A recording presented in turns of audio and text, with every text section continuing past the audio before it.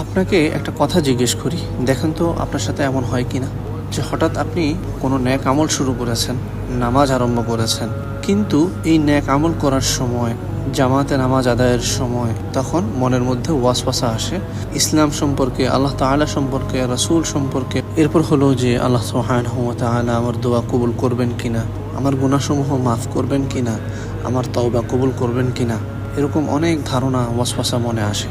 এমনটা কি হয়েছে কখনো? মনে রাখবেন, প্রথমত এই সমস্ত যত ওয়াসওয়াসা আসুক, কখনো ইবাদত বন্দেগী বন্ধ রাখা যাবে না, কোরআন তেলাওয়াত বন্ধ রাখা যাবে না। নামাজের মধ্যে যতই ওয়াসওয়াসা আসুক, নামাজ পড়তে হবে।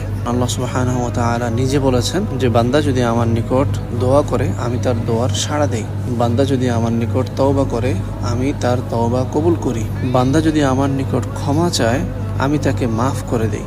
সুতরাং ইবাদত বন্দেগী চালিয়ে যান, ইনশাআল্লাহ ওয়াসওয়াসা দূর হয়ে যাবে।